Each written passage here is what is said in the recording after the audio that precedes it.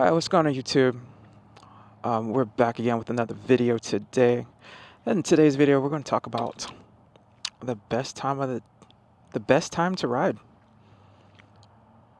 And this is especially going out to newer riders. I know there's, a lot of people have different job schedules and stuff like that. It's hard to try to get out a ride, but I highly suggest what I'll be talking about in today's video, the best time to ride. So as you guys can see, I'm actually posted up here at a store. I had to run a little errand real quick, so I came up here, and believe it or not, it's like 7:30 in the morning.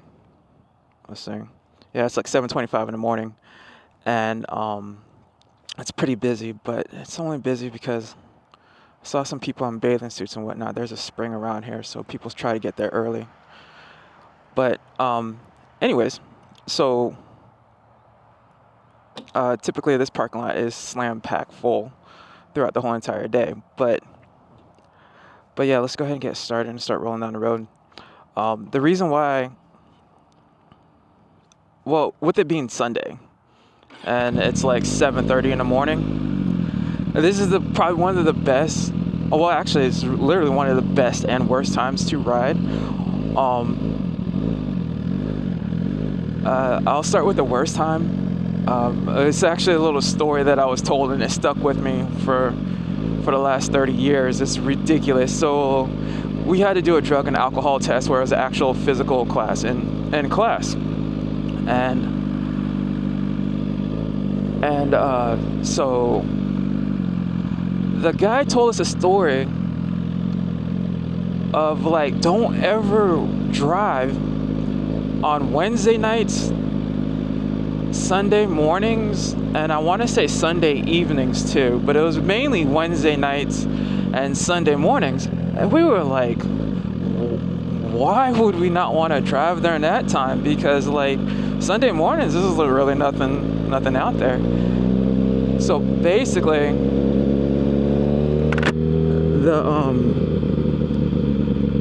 the guy, the teacher, basically spelled it out like this. He's like, that's when bingo night's Wednesday night, Sunday mornings is church.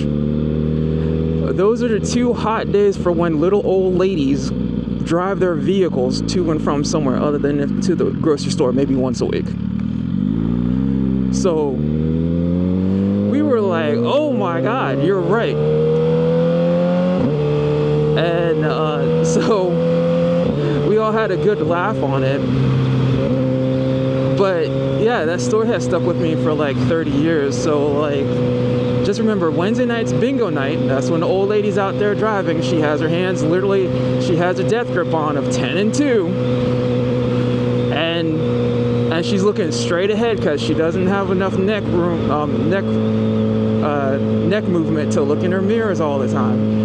And like, believe it or not, it's true, especially here in Florida, like damn near the retirement capital of the world. But that's probably one of the worst reasons why. This is probably the worst reason why why I'm doing it on Sunday. It's like probably not a good idea, but I'll just go ahead and roll with it. But anyways, the reason why it's the best time, usually I want to say Saturday mornings is probably the best time of the weekend day to actually get out and about for riding, especially like right when the sun is coming up. And a lot of people are still in bed sleeping and stuff like that. You just got to be more hyper vigilant because these cars will just dart and pop out of nowhere. You have a lot of moms, especially down here in Florida. You have, well, during the summertime, you have a lot of grandmas and stuff like that will wake up early in the morning, Saturday morning, and hit the store real quick to grab some stuff to make for breakfast and stuff like that. But you just got to be careful of those, of basically four-wheelers in general, early in the morning. I highly suggest that if anyone's starting out new, try not to ride during rush hours, like Monday through Friday. Like literally Monday through Friday, between like say 8 and 9 o'clock in the morning and then definitely between like 4:30 and 6:30 in the afternoon. I don't suggest that as when you're first starting out, because you'll be so unbelievably like scared and nervous, because like you have all these cars around you, so many things are going on at the same time while you're still trying to learn the bike, learn the clutch and the throttle and the shift and all this other stuff. Oh, yo, I gotta be careful of this particular intercept. Never fails. Just to let you guys know, if you guys haven't seen my night video story, I came up to this intersection, and you could barely see it, but a car ran the red light while I was coming up, and I was like, yo, that guy clearly ran the red light. Come on.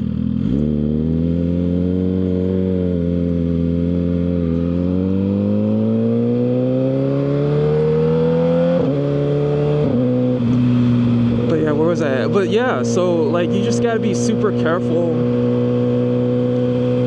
during the weekdays. But at some point in time, you do need to work up the courage to do it, just so that you have the skill, just so that you know how it is. You might do it one time and be like, yeah, I'm never riding during these times. But there will always come a time when you might have to ride during those times, and knowing what possibly can happen is always good. And also, I know I'm talking about, you know, the times of days and the best times to ride and stuff like that, but you would think, I want to talk about summer. Summer is a double-edged sword, because it's usually the time when you have the best clear weather with no rain and stuff like that, but you have the heat. Especially down here in Florida, it could get super, super hot, and that can and that'll make you sweat, be dehydrated, and like you can actually lose focus on your ride and forget what you have to do with the hand coordinations and stuff like that. So like you just got to be like super, super careful on that.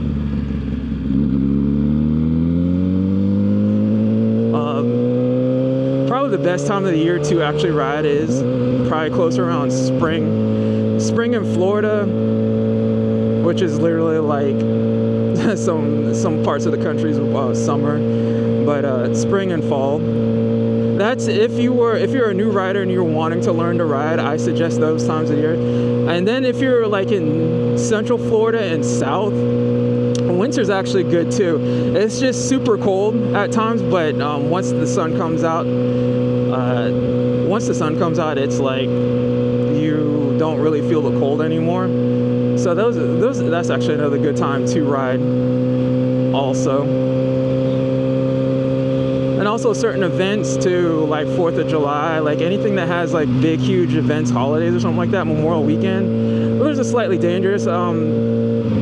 I haven't really ridden on those weekends solo, really more so, is this my turn? I think it is. Well, it is today.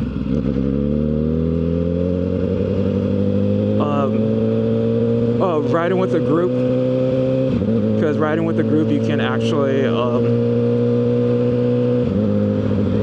you'll actually be able to be seen more in a group than solo. So yeah, is there anything else I'm forgetting? Any other times? Let me think.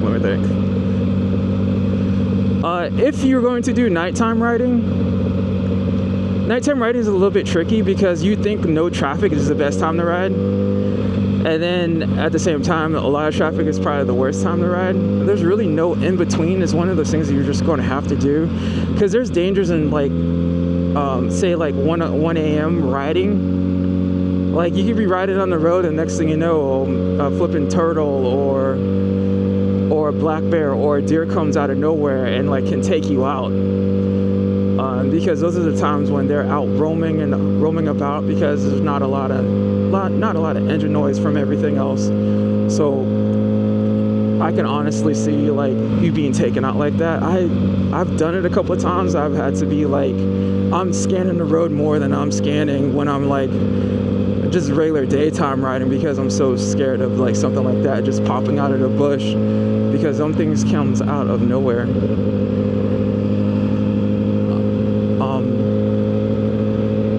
Also, traffic nighttime riding, you know, try to be as visible as possible, whether it's in your gear or your lights on the bike.